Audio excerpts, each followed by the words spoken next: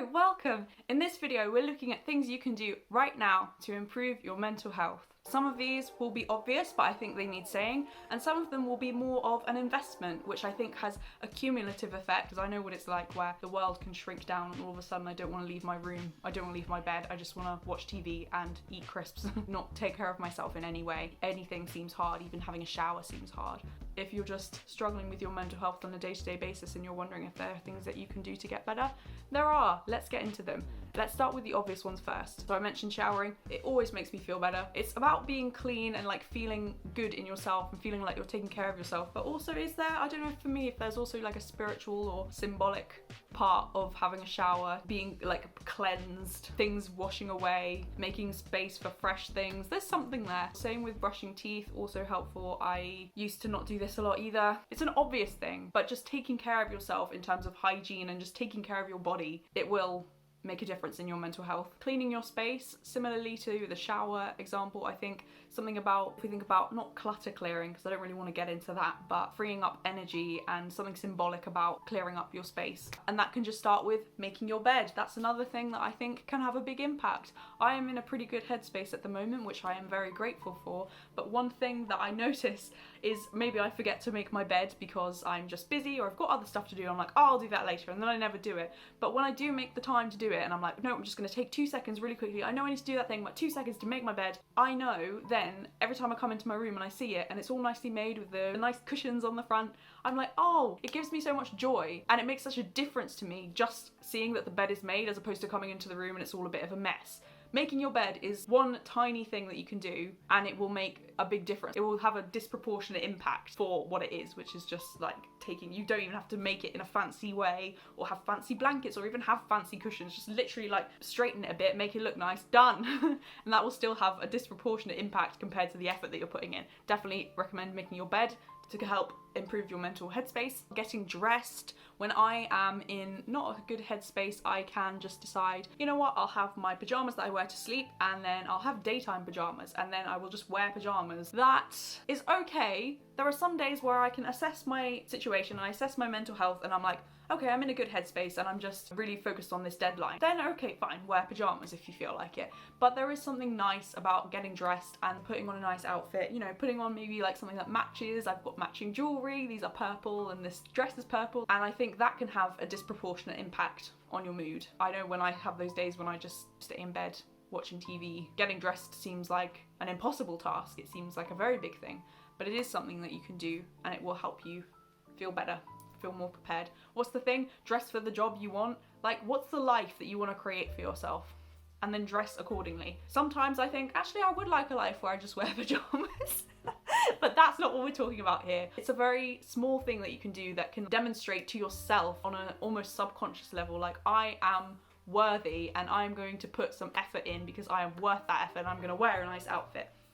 Something to think about. Another obvious tip, but it needs saying, is to eat some proper food. If you're anything like me and you start going downhill mentally, you just don't want to really think about cooking. Normally, I love cooking. Cooking is a great experience. I love that it's basically involving all of your senses. There are very few things that do involve every sense, and cooking is one of them, and I love that. But there will come a time if I'm not feeling great where I'm just like, no, I don't want to do that. I'm going to order something, or, you know, I'll just have like a sandwich, which there is nothing wrong with a sandwich, but generally I like to eat multicolored meals. I like to eat a very varied diet, and a sandwich is not really cutting it for me in terms of variety. So that is, to me, an indicator that things aren't going so well. Eating some proper food, it will, I mean, there's so much research about the connection between your gut and your brain. What you eat really does have an impact on your mood. And if you're not feeling up to it in terms of you don't really want to cook something, but you want a wholesome meal, ask a friend, ask your flatmate, ask whoever you live with, family. If you live by yourself, do you know a neighbour? Do you know someone close by in your area? And I know it's hard, but this is another obvious tip, but I want to spend some time on this. You need to ask for help. So ask your friend, be honest, be vulnerable, put yourself out there and say,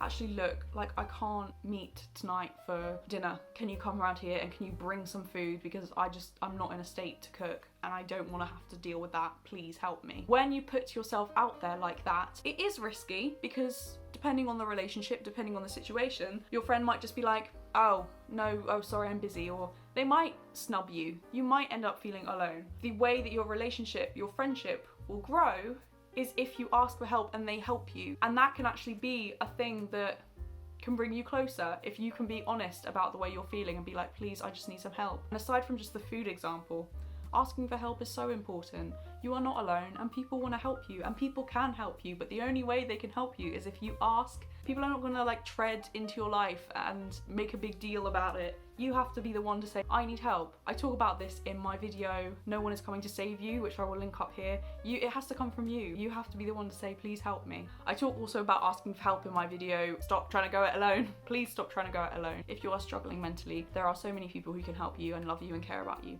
I will also leave some links in the description below if you want to check them out about asking for help. You are not alone. I know it's difficult to ask for help, but I also know it's vitally important.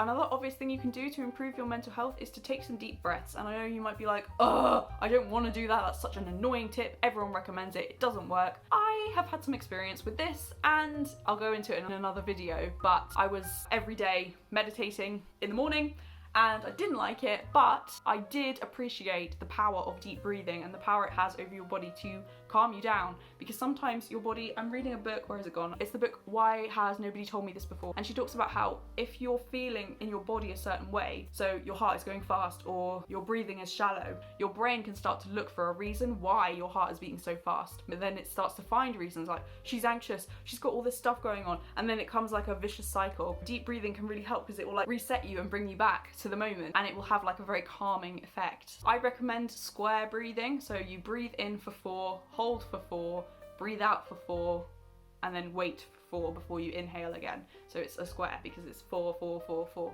Another one that's helped me, and that's particularly helped me sleep, is when you breathe in, you count that's an odd number, and out is an even number, and you just basically, so breathe in 1, breathe out 2, breathe in 3, breathe out 4, breathe in, and you're just counting each time you breathe in and breathe out and just counting, and eventually you'll fall asleep. I think the highest one I've got to is like 40, which I know might sound like a big number, but actually considering I'm someone who does struggle with sleep, that doesn't seem like a big number to me at all. Deep breathing is something you can do which will really help your mental health. So we've looked at the obvious tips and strategies for improving your mental health. Now let's talk about the ones that are maybe a bit more obscure or that don't have an immediate effect but will have a cumulative effect that will really set you up for good mental health in the future. So for example, deep breaths, as we've talked about, can have both an instant calming effect but also a cumulative effect. It's a good practice to get into and it will help you long term. I've talked in some of my other videos about the importance of gratitude, particularly gratitude journaling. I will leave my video about journaling for beginners up here if you want to check that out, and I mentioned gratitude journaling as one of the strategies that can be a good way to start journaling if you want to get into it. Gratitude journaling has such a powerful cumulative effect. It really builds on itself and you just end up with this really positive, not a toxic positive or everything is great mindset. It's just a mindset of seeing the good in things even if there are bad things happening. Having an attitude of gratitude helps, and it will really benefit you and your mental health. Creating a routine for yourself can be something that's really beneficial for your mental health because it means that you stop relying so much on your emotions to act. So instead of being like, I only go for a walk in the morning if I wake up and I'm feeling good, that means if you're starting to go downhill mentally and you're starting to get days with low mood and depression because you've not got a routine in place, you're like, well, I'm not going for a walk today. You're acting or not acting according to your emotions. So having a routine is a way to make sure you take the action regardless, and that can really help boost your mental health because that means you then are going for that walk. It is part of your routine, and walking, being outside. I didn't talk about that in the obvious things you can do for your mental health because sometimes going for a walk feels like too much, but that is definitely something that will really benefit your mental health. Exercise in general. Exercise is such a big scary word when you're feeling depressed or have low mood, but going for a walk, really helpful. I talk more about routines in my video about routines, so if you want to check that out, you can. I will leave that in the cards and in the description. In terms of routines, and we talked about cleaning your space, I really like Gretchen Rubin's idea of a 10-minute tidy. I think she mentions this in The Happiness Project, or if not, it will be in one of her other books. I'll link them below. And she talks about having a 10-minute tidy every day, which means that you put your space in order every evening. That's quite a nice routine, and it means that you're cleaning up as you go, and it gives you some mental space from, like, say you finish work or you finish doing something on your computer, you finish watching something, you finish reading. It gives you that like mental space to tidy up your room for 10 minutes, just doing a 10-minute tidy. That's just another example of a routine and something that I think also has a cumulative effect, not only for your mental health and for your mood, but also on your space, because you will notice if you're cleaning up 10 minutes every day, that's not that long, and you will notice a shift in your space, more room, more energy, a very beneficial thing for you to try doing. thing. And everything has a cumulative effect, really. The small things do add up. I also want to spend some time on like the spiritual and emotional side of low mood and the things that you can do to help improve your mood. So I've talked about this in another video, which I will link, but looking at the stars has such a calming effect on me, and it can be something that really helps my mood. That is a cumulative thing, but it's also an instant thing. It's sort of a timeless thing where you just look and you're like, wow, like the awesome power of nature. It's sort of like a religious experience, not in terms of, oh, that's God. Like, it can be that. If you are religious, you'll be like, oh, this is proof that God made the world and whatever. But I just mean a religious experience in terms of like the feelings that it's provoking in you. William James, in his work, The Varieties of Religious Experience, defines a religious experience. Let me read what Britannica says, because this I think was a really apt description and it's portraying what I'm trying to say.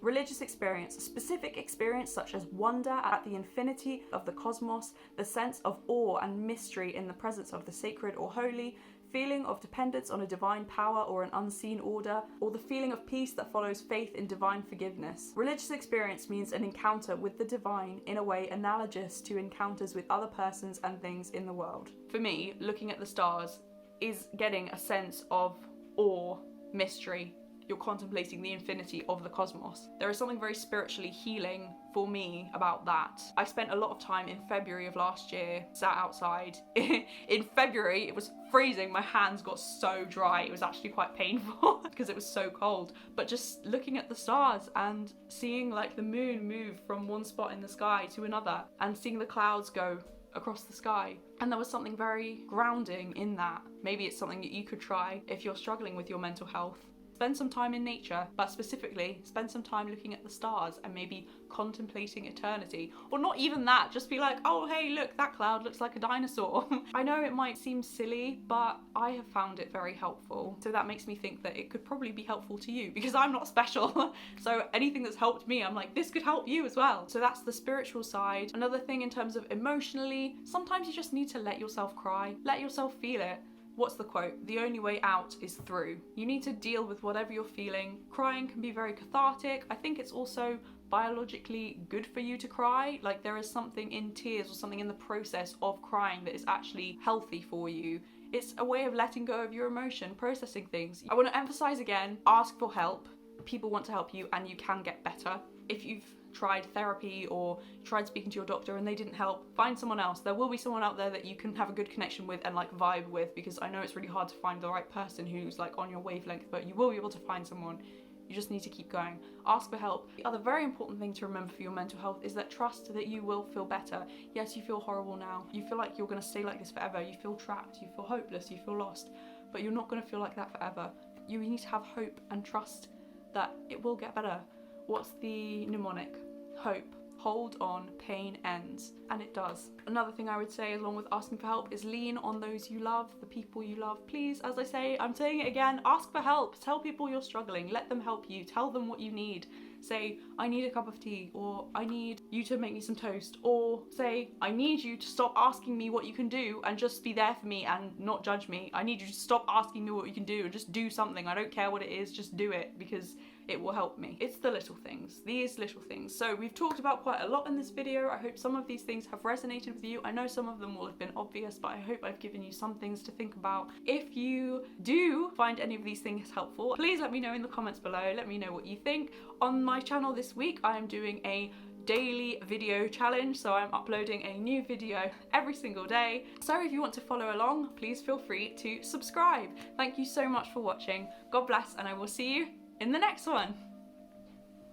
I have just realised in reviewing this footage that my hair looks kind of crazy. I feel like I was really in a state of flow there, hopefully getting across some helpful information. So I don't want to reshoot the whole thing, but I do just want to say I can recognise that my hair looks crazy. It was like this bit here, there was something not right. It's better to put the video out than to redo it. So I hope you will forgive me for that and appreciate it, regardless of the silly hair.